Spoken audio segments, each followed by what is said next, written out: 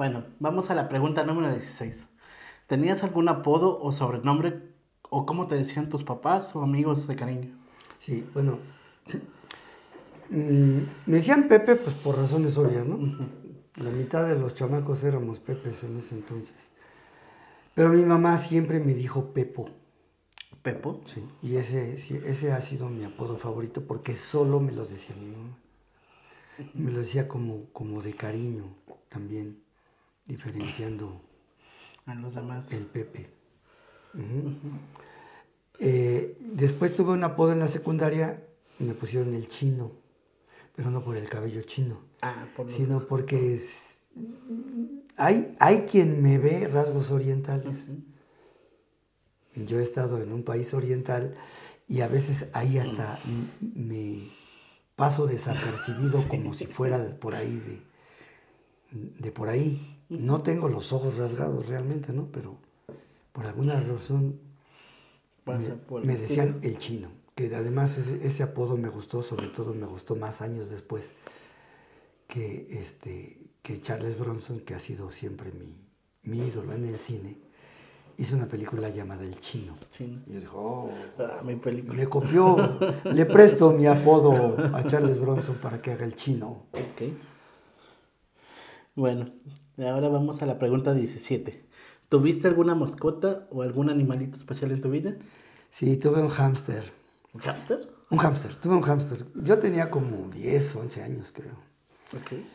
Tal vez un poquito más, tal vez ya tenía 11 o 12, porque me acuerdo que me lo traje en una bicicleta, en una jaulita que me lo dieron, lo amarré la bicicleta y me lo traje, pero lo escondí en el closet. Ya vivía yo del otro lado, del lado de la Sabatina. Entonces lo escondí en el closet. ¿Por qué lo escondí en el closet? Porque mi mamá odiaba a los roedores. Y no me iba a dejar tenerlo, yo sabía que le iba a dar miedo.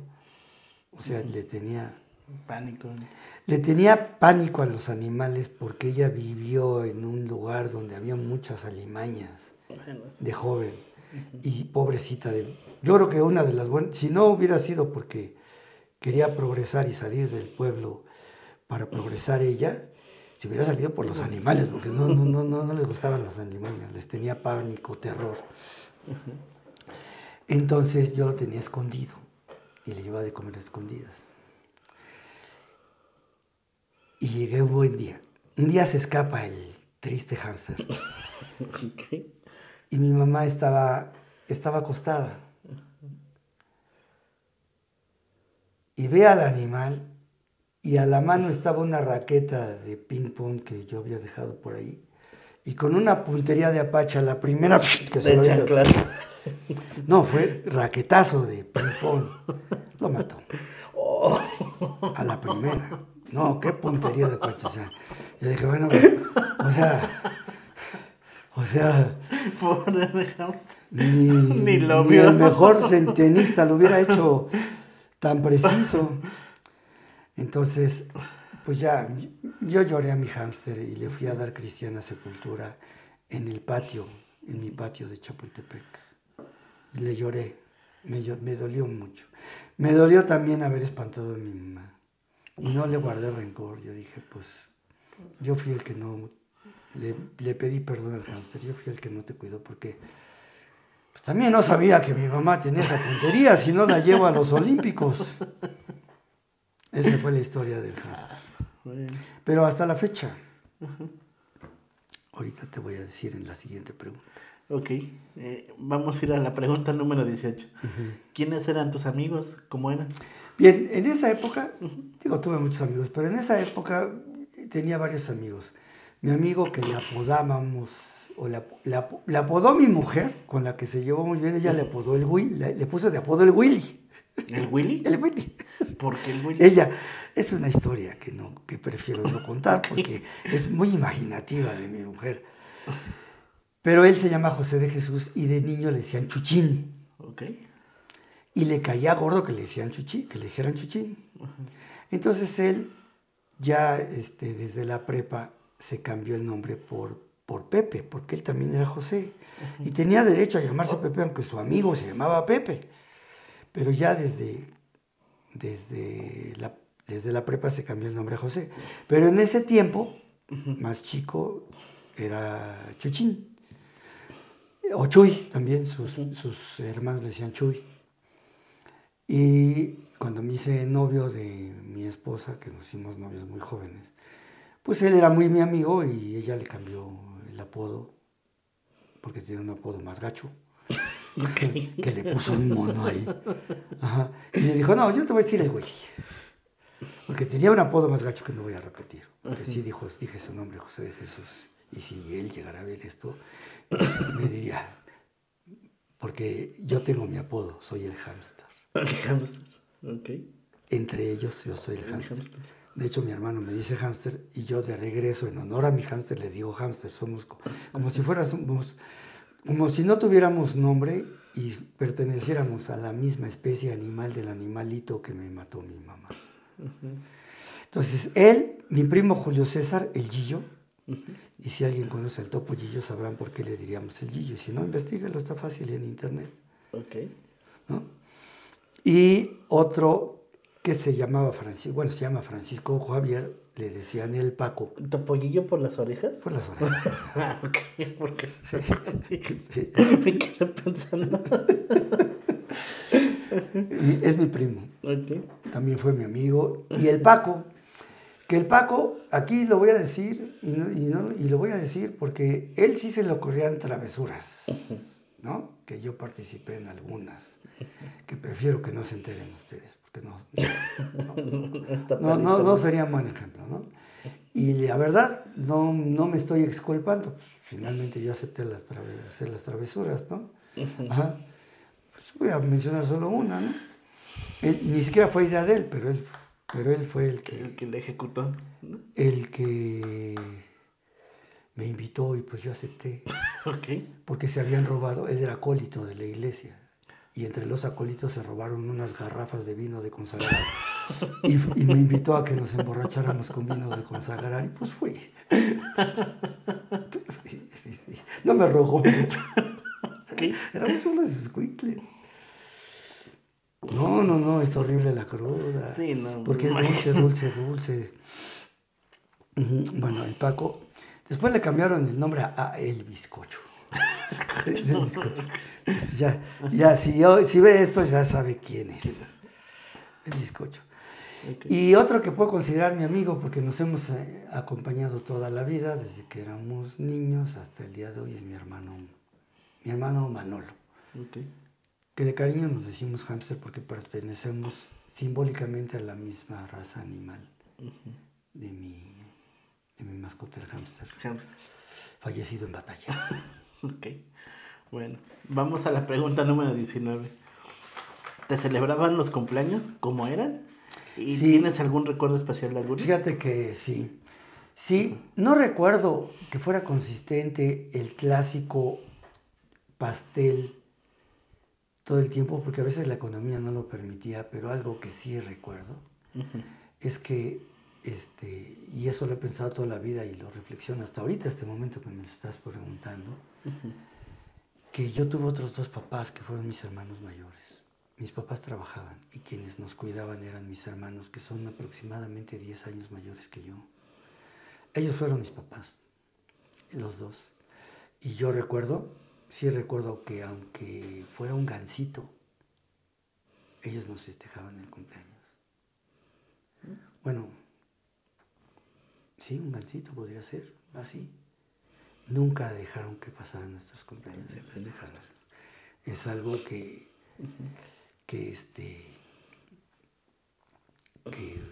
fueron buenos padres. Sobre todo mi hermano el mayor, Carlos. Siempre fue muy, muy comprensivo con nosotros. Siempre nos trató como hermanos menores y hasta como hijos. Nos cuidaron. Ellos eran hay una foto, existe una foto, ojalá y la pudiera recuperar Manolo.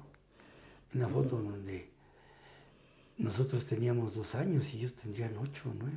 ¿Son diferentes? Sí, son uno será unos 9 años o 10, mucho cuando mayor que yo, y el otro unos 8.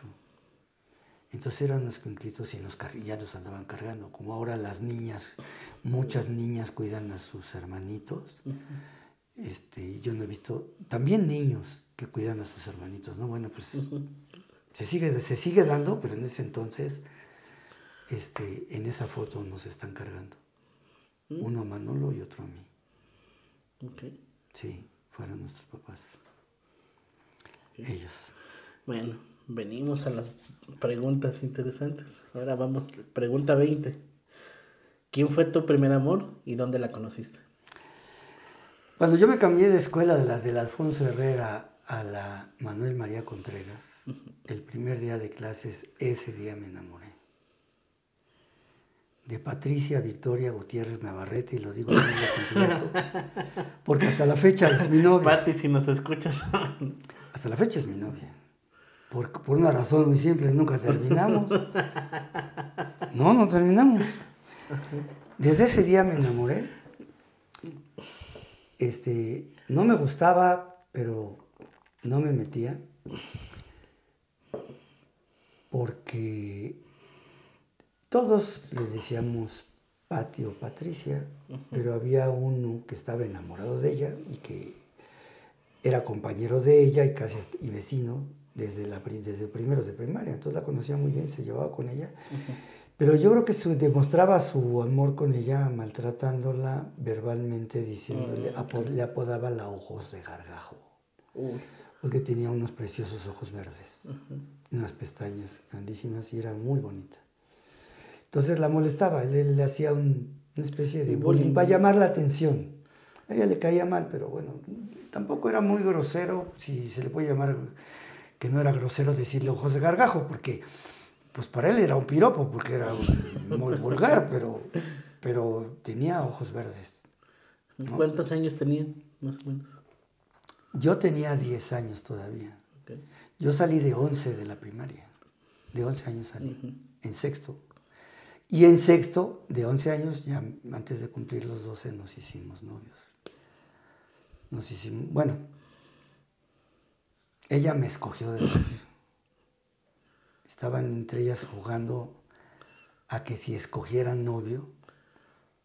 Estábamos nosotros jugando fútbol. Y entre ellas, de las muchachas, estaban jugando. Si escogieras un novio, ¿a quién escogerías? Yo no sabía que ella me admiraba.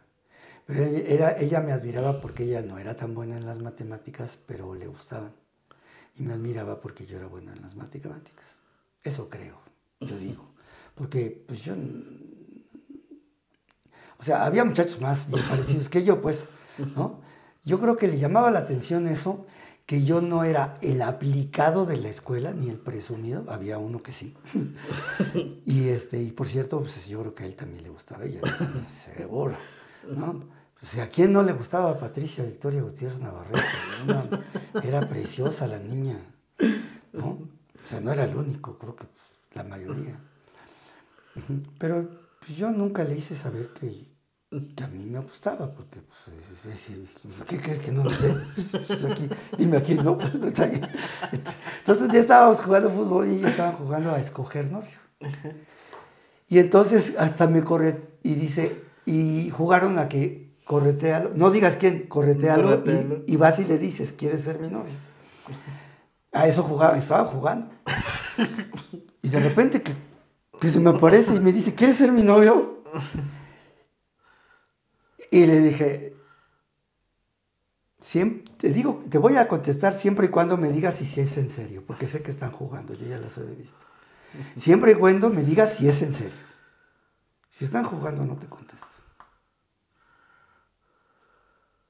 Sí es en serio. Ah, perfecto. Entonces sí somos novios. Ya, que me sigo jugando. Y ella se fue muy contenta de decir que tenía novio. Sí. ¿Y luego qué pasó de ahí? Pues fíjate que no nos podíamos ver, no nos daban permiso. Bueno, a ella no le daban permiso, yo me salía a la calle, pero a ella no le daban permiso. Entonces algunas fiestas que organizaron en casa de una señorita que hacía fotonovelas, Margarita de Aldecoa, que era un poco más grande y hacía fotonovelas de niña, así hizo un par de fiestas en su casa y ahí fue donde nos veíamos y platicábamos. Pero el único lugar donde sí le puedo dar un besito así, un Kiko, o sea, no,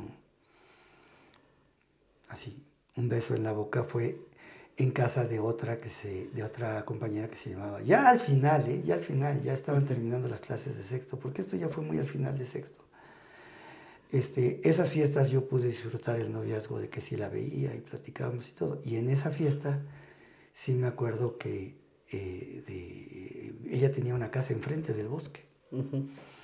Y entonces hizo una fiesta de despedida de la escuela. Y ese día sí, cuando ya se fue, ya me tengo que ir. Y ya nos dimos un besito en la boca. Y se fue. Uh-huh. Después la volví a encontrar un año después, en clases de regularización de matemáticas en mi escuela, un año después.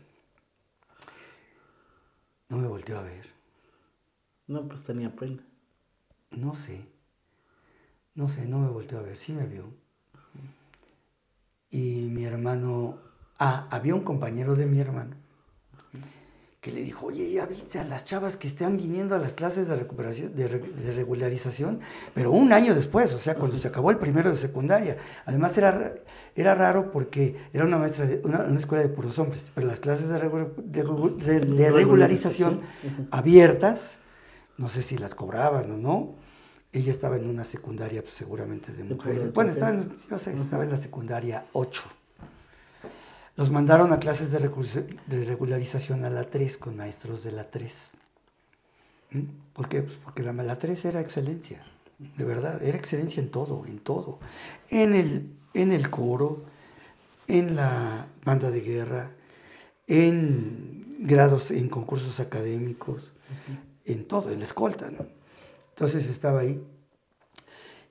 Y entonces un compañero de Manolo le dijo, ven, quiero que vayas a las chavas, pero hay una, ven a ver, esa. Y Manolo dice, es la novia de mi hermano. ¿Qué? Sí, esa fue novia de mi hermano. No te creo. A ver, tú, ven acá, a ver, oye. Digo, sí, es Patricia Victoria Gutiérrez Navarrete. ¿Y de verdad era tu novia? Digo, sí, pues era mi novia en la primaria. Pues vamos y le digo, no. Le digo, mira, vamos a quedarnos aquí cuando salga y si pasa, pues la saludo. Preséntamela, yo la conecto con Azcárraga. Ella la veía una estrella de televisión, ¿eh? No, así, de verdad, así era era muy bonita. De bonita. Yo la conecto con Azcárraga. Y se la pasaba diciendo. Es más, ya se habían acabado las clases. Yo esa vez pasó y le dije, hola, Patricia. Hola. Y se fue. No me rompió el corazoncito porque en realidad había sido pues un amor de niños, ¿no? Ya éramos un poquito más adolescentes. Ella ya era más adolescente y yo seguía siendo niño, literalmente. Sí. Las mujeres se desarrollan antes que los niños. Ella era un año más grande que yo. Yo tenía 11 y ella tenía 12. Entonces cuando yo tenía en la secundaria, que ya tenía 13, no, entré de 11... 12, ¿no? 12, ya tenía 12, ella ya tenía 13. O sea, ya en segundo de secundaria yo ya tenía 12 y ella 13 y así, ¿no? Entonces, pues ya me veía como un escuincle. Ella ya veía a los chavos más grandes. Esa es la interpretación que yo tuve. Y creo que fue la correcta, por eso tampoco me ofendió. Yo había quedado chaparro, ella había crecido hasta un poco más. Yo estaba chaparrito. Y pues era obvio que las muchachas ya se... Mi hermano y su amigo estaban altos, ¿no? Y el otro era... Los dos... Manolo siempre tuvo suerte con las chavas por su aspecto. Ahora ya lo es viejito, pero él era galanzón y yo no, ¿no? Pero a mí no me pesaba, ¿no? Yo tenía otras habilidades. Esa es la historia de Patricia Victoria Gutiérrez Navarrete, mi primera novia. Bueno, vamos a la pregunta número 21. ¿Cuántas veces estás enamorado y podemos saber de quién? Sí, claro. Bueno, en el sentido que entendemos el amor el amor de pareja. Ya conté el primero. El segundo fue a los 14 años. Y me enamoré de quien posteriormente fue mamá de mis primeros 3 hijos, de Marisa. El amor entra por los ojos. Más bien se despierta a través de los ojos. Pero el amor se está alimentando de palabras. Siempre. Mientras existen las palabras, y las palabras de amor no es que te digan, oye mi amor, haz esto. Oye mi amor, vamos a tal lado. No.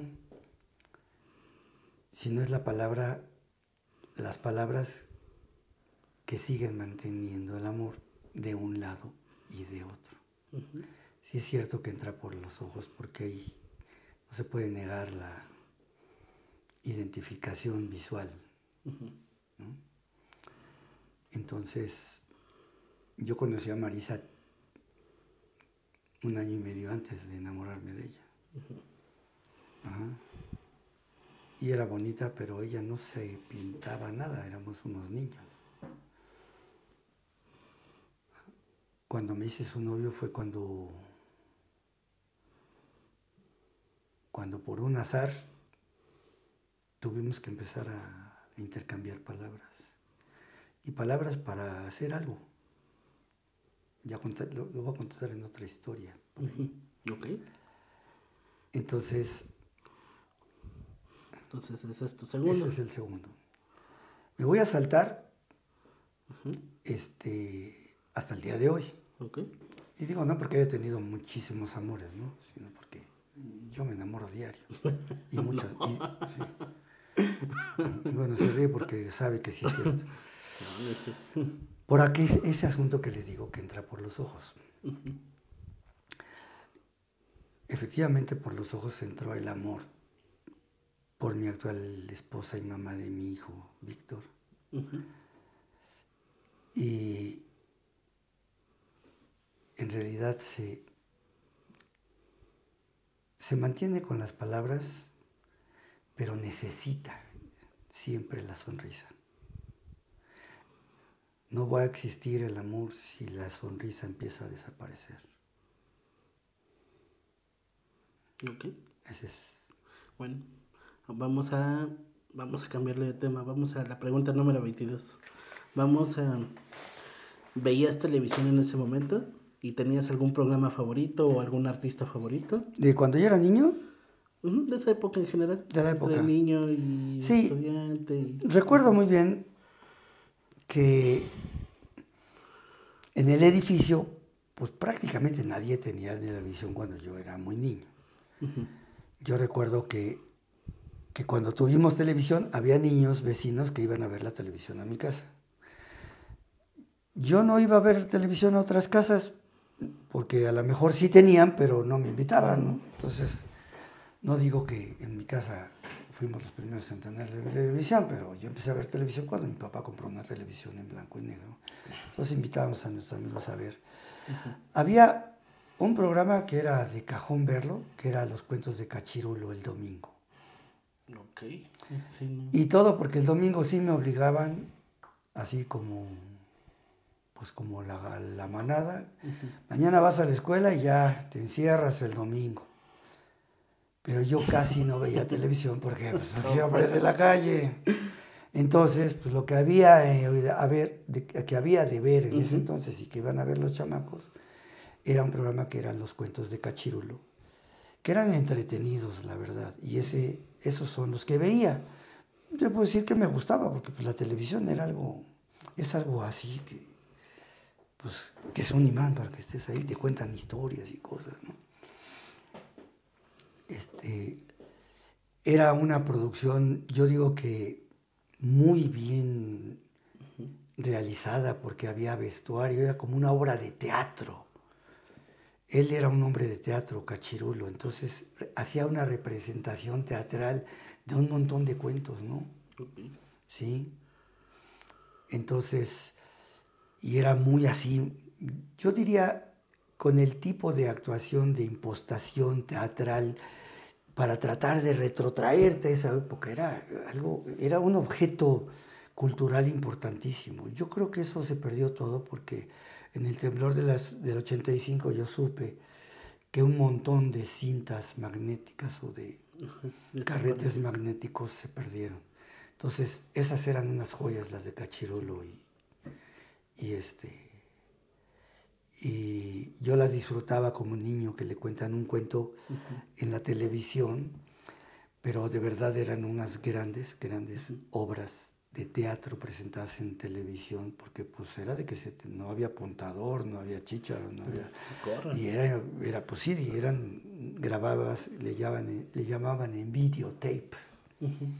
Probablemente eran grabadas, seguramente eran grabadas, porque, por ejemplo, había otra serie donde nos empezaban a adoctrinar los gringos, aquellos eran los buenos y los rusos eran los malos, que se llamaba Combate. Y siempre combatían contra los rusos. Y siempre les ganaban. Y a nosotros nos daba gusto que los americanos, norteamericanos, que los de Estados Unidos le ganaran a los rusos, porque eran más inteligentes, porque eran más... Desde ahí venía ya, desde ahí viene, pero no me voy a meter en eso. Sin embargo, como infante, y que yo veía Combate, pues hasta la fecha todavía cuando seres humanos se matan y se ve en la pantalla, todavía esa mala educación, no te digo que la disfruto, pero luego todavía la llego a ver, que ya prácticamente estoy retirado de eso. Okay. No de que se maten. Así es. Entonces, esa fue la televisión. Un poquito después ya llegaron los programas que me gustaban. Y básicamente eran dos. Muchos otros, los Supersónicos, los Picapiedra. Pero había dos programas venidos de Estados Unidos. Uno que se llamaba La Dimensión Desconocida. Claro, muy bueno. Y Galería Nocturna. Galería Nocturna sí no la No, conozco. Galería Nocturna tenía un toque, vamos a decir, porque siempre hablaba de un señor muy circunspecto, se presentaba en un foro totalmente oscuro y nada más se veía él con su traje negro y su corbata, su camisa blanca y todo, y presentaba un cuadro. Presentaba un cuadro como si te pusieran ahí el grito. Sí. El cuadro del grito, bueno, pues así. Pero un cuadro, diciendo la historia, ¿no? Y luego ya te contaban en video la historia. No. Sí. Eran unas historias magníficas. No sabía que se llamaba Galería Nocturna. Se llamaba Galería Nocturna. Por ahí debe haber. Yo tenía hasta videos de la Galería Nocturna. Sí. Videos que alguna vez tuve en VHS, creo. Por ahí hacían tributo a ese años después. Sí. No sabía que era... Nunca ha habido, para mí, nunca ha habido algo nada mejor de misterio sí, pues, que Galería Nocturna. Para mí, aún mejor que La Dimensión Desconocida. Tenía, yo creo que unos guionistas muy buenos, historias originales que... No. Sí, todo el suspenso que manejaban. Era una cosa maravillosa, Galería Nocturna. Esa fue la televisión para mí. Ok. Bueno, entonces vamos a la pregunta número 23. ¿Te gustan las películas? ¿Ibas al cine? ¿Cómo era el cine en ese? Sí, bueno, sí, yo me aficioné al cine. Pues desde que iba al cine con mi novia cuando tenía 14, 15 años. Pero ya después me empecé a leer a dos críticos de cine. Uno de nombre Emilio García Riera, ojalá y viva todavía, y otro que se llamaba Jorge Ayala Blanco. Los leía en periódicos. Un poco el crítico te despierta te despierta una curiosidad por ver cosas que él observa y que tú no habías observado, porque tú ibas y veías una historia. Pero él se refería a hacer una crítica de cine, eran críticos de cine. Ahora existen en internet los críticos de cine, no tengo nada contra ellos, yo los veo en fragmentos. Pero a mí estos dos críticos de cine me parecían una gente muy aguda, que desmenuzaba muy bien el contenido, ciertos enfoques de contenido, no solo de actuación o de que está mal adaptado, en fin. No sé, ahora la crítica debe ser muy amplia y debe ser muy buena. He visto algunos críticos también y los disfruto en su medida, pero en aquel entonces el leer algo, el leerlo, y aunque no haya yo visto la película, que me la contaran, o luego la veía y observaba cosas y yo decía, a ver si si escribe una crítica de esta película Emilio García Riera, a ver qué dice, a ver si piensa lo mismo que yo en esto. Entonces, de alguna forma me volví un cinéfilo crítico para mí, no escribía, ni siquiera lo decía. A veces lo platicaba con Marisa. Me volví un crítico de cine y sobre todo porque en el propio CCH tenía una maestra que nos mandaba a ver cine. Entonces veía yo a Federico Fellini, a Pier Paolo Pasolini, a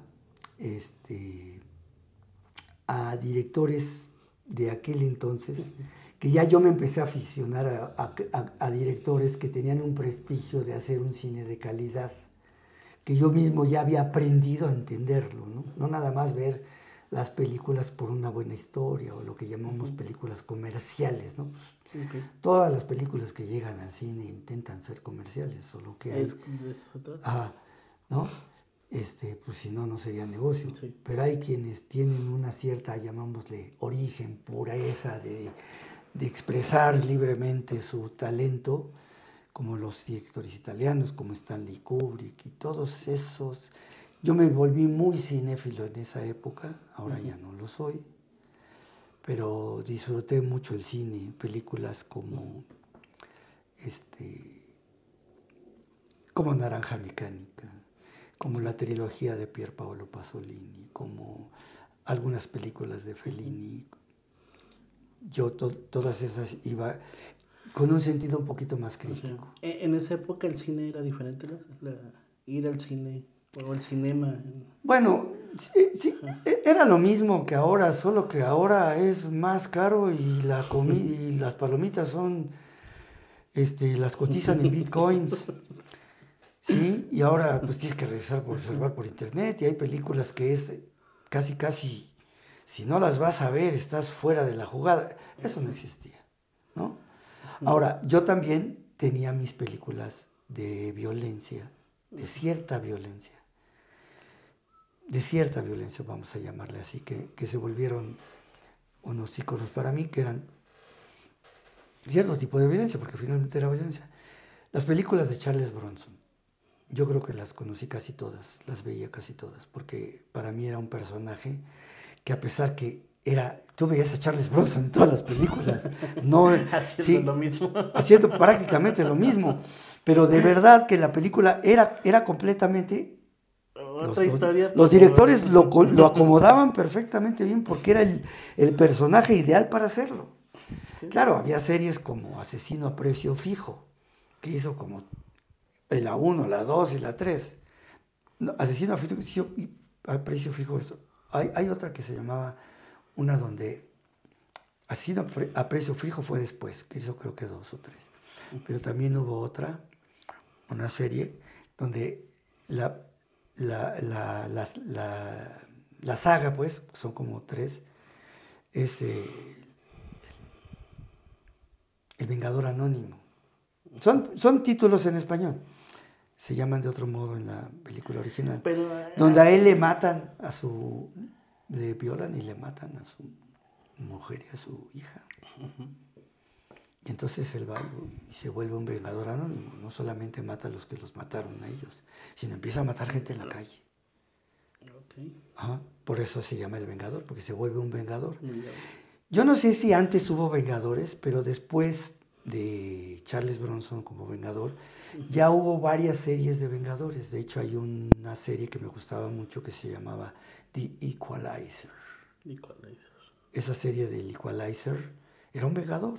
Y también era un señor así de un saquito que parecía como inofensivo. Parecía que venía saliendo del teatro de Broadway.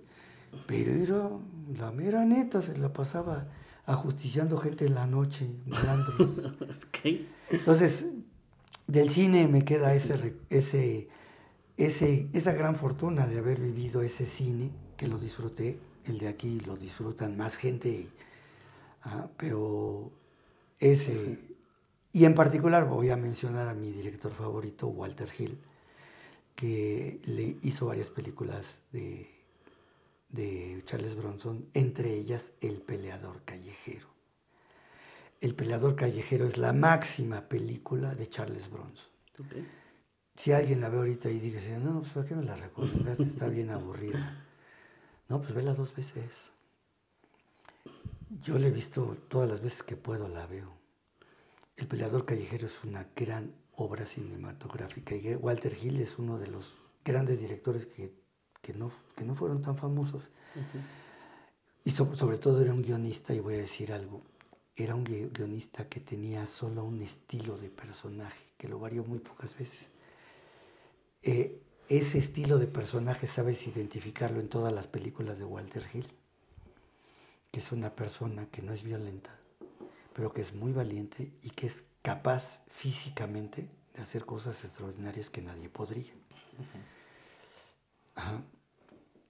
Bueno, pues el personaje de Ripley es el mismo personaje de Walter Hill, que es vamos a decir que es como su ideal de héroe. Es una persona que casi no habla, pero que hace justicia y que es, en la cuestión física de enfrentarse a un enemigo, uh-huh, es lo mejor que un ser humano puede haber. A eso quiso representar. Entonces, si encuentras el mismo personaje en El peleador callejero, Charles Bronson, encuentras a Ryan O'Neal en Driver, el conductor, porque era el peleador callejero era el mejor peleador, cuando menos, de toda la comarca. Uh-huh. Inclusive enfrentándose a osos así grandes y todo, porque Charles Bronson no era un tipo gigante, era un tipo muy fuerte y todo. Además ya era un cincuentón. Sí, o sea, ya estaba, y era viejo, y lo menospreciaban por viejo y les ponía unas golpizas bien buenas, ¿no? Pero así no hablaba y era solitario. O sea, él no se enamoraba, no tenía familia, no tenía hijos, no tenía mujer, no tenía casa, no tenía nada. Él era como un vagabundo. Así es como que es el prototipo de un héroe que su trabajo es ser héroe, pero no superhéroe como los otros superhéroes que también los admiro y me gustan. Entonces, ese personaje lo encuentras en El peleador callejero, en Driver, el conductor de Ryan O'Neal, porque era el mejor conductor para ladrones. Él lo contrataban para que los ladrones huyeran. Y él les cobraba una feria. Y él arreglaba sus carros. Y ni 20 patrullas lo alcanzaban. Sí. Era el mejor conductor. No se la pierdan esa, Driver el conductor. ¿Y sabes dónde está el personaje? Uh-huh. En Ripley, de Alien. Es el mismo personalidad. ¿Cuándo has visto que Ripley alegara y se pusiera ahí a discutir? No, ella no alegaba, ella hacía. Y física y mentalmente era invencible. Y el líder de los guerreros, The Warriors, que hasta la fecha en Coney Island, tú vas a Coney Island allá cerca de Nueva York, en New Jersey, y hay todo un culto. Claro. Coney Island vive de los guerreros. La industria turística de Coney Island son los guerreros. Es una obra maestra, Los Guerreros. Sí, todo el mundo la debe ver. Muy buena, The Warriors. Bueno, ese es el cine que... Ok. Vamos a la pregunta número 24. Otra, Jerónimo. ¿Jerónimo? Se me había olvidado. Ajá. Jerónimo es... Yo creo que él se inspira en Jerónimo para hacer todos esos personajes, y una de sus obras culminantes ya después fue Jerónimo. Cuando yo llevé a mi esposa a ver Jerónimo, uh-huh, iba embarazada del gato, y dijo, quiero que mi hijo se llame así. Uh-huh. Jerónimo es el único que toda la caballería de los Estados Unidos no pudo vencer. Para vencerlo lo tuvieron que engañar. Así es como acostumbran vencer con trucuñuelas. Ni son tan buenos. Jerónimo. Y todavía se atreven a ellos gritar Jerónimo cuando hacen algo heroico. Es un insulto. Okay. Que grite Jerónimo, que de verdad entienda quién es Jerónimo. Perdón, me faltaba eso. Vamos a la pregunta número 24. ¿Cuál es la película que más te gustaba o que más te impactó? ¿Por qué? Bueno, son todas esas. Mira, aquí tengo la lista, la voy a leer. Es El peleador callejero, Driver el conductor, Los guerreros, Warriors. Otra película de Walter Hill es 48 horas, donde ahí sale un poco de, como que se dio un respiro para hacer otro tipo de películas, aprovechando a un gran actor que era Eddie Murphy. 48 horas es una buena película, pero sí se sale. Y Alien, Ripley es Walter Hill. Y otras trilogías que me gustan son Jason Bourne, por ejemplo. Jason Bourne me gusta mucho. Jason Bourne es lo más parecido a los personajes de Walter Hill. Jason Bourne no alega.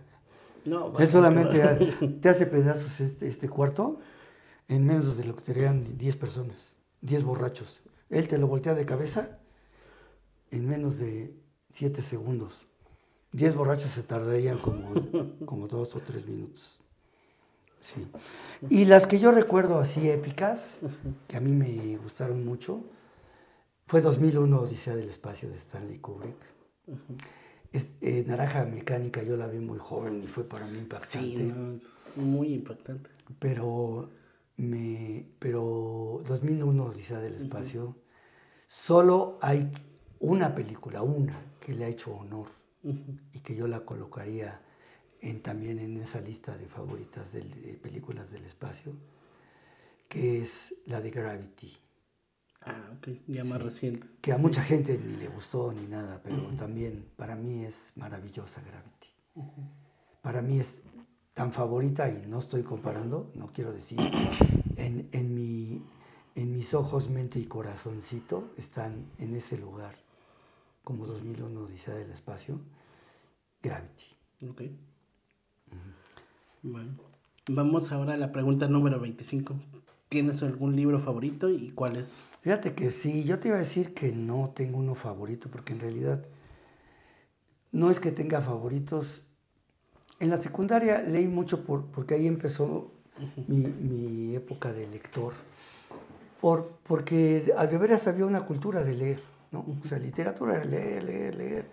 Leer a los griegos, leer las tragedias de Esquilo, leer Aristófanes, leer también literatura que viene del viejo continente y en particular autores de la tradición española o de la época española, por ejemplo. También, y también un poco, ya me tocó el boom latinoamericano ya en el CCH, y ahí sí, ahí leí a José Emilio Pacheco, ahí leí a Juan Goytisolo, que no es del boom latinoamericano, es un escritor español también. También ahí leí mucho.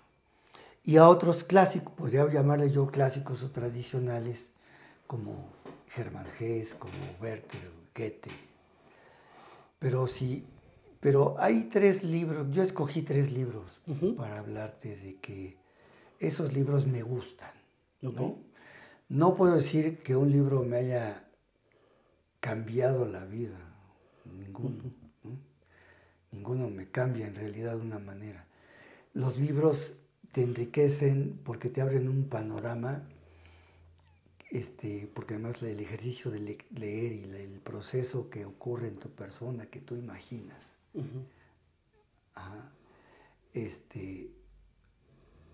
Uno es Siddhartha, de Hermann Hesse. Ese es un libro que disfruté mucho leer. Y de hecho lo he leído 2 veces. El otro es de un latinoamericano. Tengo un libro favorito, ¿no? No voy a criticar su época de político y opinador, pero sí, para mí, de los libros que leí de él y de los libros que he leído en general, ese lo disfruté muchísimo. De Mario Vargas Llosa, La tía Julia y El escribidor. Vargas Llosa es muy bueno. Sí, ese me encantó. Y de las tragedias griegas, estas de Esquilo, la de los persas también me gustó mucho. La tragedia griega de los persas, haciendo el honor a lo que en la escuela me mandaban leer. Pero de lo que yo leí por mi gusto fue esto que te estoy diciendo, que lo leí por mi... Bueno, no, Siddhartha también te daban un menú de libros que querías leer y ahí descubría Siddhartha. Pero un libro que también disfruté mucho, que es un libro pues desconocido, que se llama Martí en México, de José Martí. Es un libro, pues digamos, biográfico de unos años que vivió Martí en México cuando finalmente se preparó para ir a la Revolución Cubana, porque quiero que ustedes sepan que hubo 2 revoluciones cubanas. Y van a decir, pues no somos tan guajes, sabemos que hubo 2. Una para independizarse de España y la otra para independizarse de la influencia de Estados Unidos, ¿no? Entonces, en la primera, José Martí murió en batalla. Y se fue a batalla y fue a morir allá. Ya fue, digamos, enfermo, ya muy débil, porque había contraído una enfermedad, ya estaba... Pero él quiso ir a dar su vida por la revolución. Pero en el tiempo en que vivió en México, vivió con mucha gente muy culta. Voy a mencionar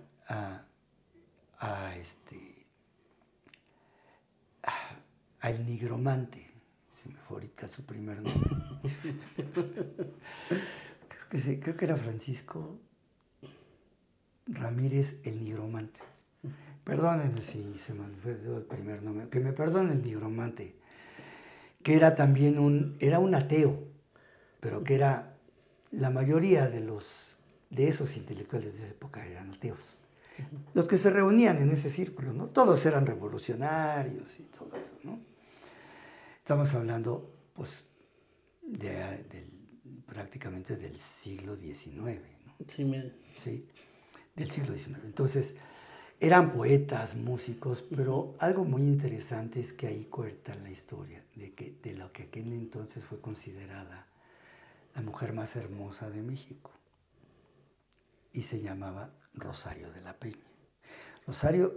Porque además, déjame decirte que era una élite de gente intelectual, pero con poder económico. Generalmente. ¿No?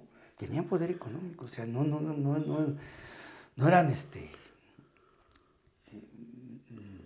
egresados del CCH Trujillos que se querían hacer una revolución. No, era gente aristocrática, estudiada y todo. Y Rosario de la Peña estaba casada con un hombre muy exitoso, rico y culto. Pero todo el que la veía se enamoraba de ella. Y ella inspira a un poeta que asistía a esas reuniones y no podía, se aguantaba las ganas de decirle que estaba loca, perdida y estúpidamente enamorado de ella. José Martí confiesa que no podías dejar de enamorarte de Rosario de la Peña, una mujer culta, una mujer hermosa, una mujer que te recibía en tu casa y te trataba como si fuera su marido. O sea, digo, guardada el pudor que se debe guardar, no se imaginen otras cosas, ¿no? O sea, claro, es que... La atención. te tratan de una manera que la dices, atención. oye, ¿y si me quedo a vivir aquí contigo? No importa que tengas marido, ¿no? Eso lo Y narra. aunque sea Lo narra platónico. José Martí. Ajá. Porque hay pasajes que vienen de lo que escribe José Martí. O sea, ¿no? Para disfrutar a José Martí hay que leer ese libro, Martí en México. Y ese señor que no pudo aguantar, ya disminuido en su... Porque pues ya no dormía, ya no comía, se la pasaba frustrado porque no se lo podía decir, no porque estuviera enamorado y la quisiera a toda costa y lo hubiera intentado y le hubiera armado un lío de faldas al marido y le hubiera dicho, mira este güey. No, sino porque él, la honorabilidad que tenía no permitía ni siquiera decirle a una mujer casada y felizmente casada que estaba enamorado de ella. Pero él sí estaba enamorado. Yo me enamoro, pero pues, al ratito ya encuentro con quién más, ¿no? Pero el problema es que ya estando disminuido de edad, escribe el Nocturno a Rosario. Yo necesito decirte que te quiero, decirte que te adoro con todo el corazón, que ya no vivo, ya no lloro, en fin. Ese es el Nocturno a Rosario que lo escribe ya antes del suicidio. Él se suicidia y deja esa carta póstuma, ese poema póstumo, porque no se podía ir sin decirle, pero no se podía quedar diciéndole. Es hermosa esa historia. Muy fuerte. Manuel Acuña se llama. Sí, muy fuerte. Ok.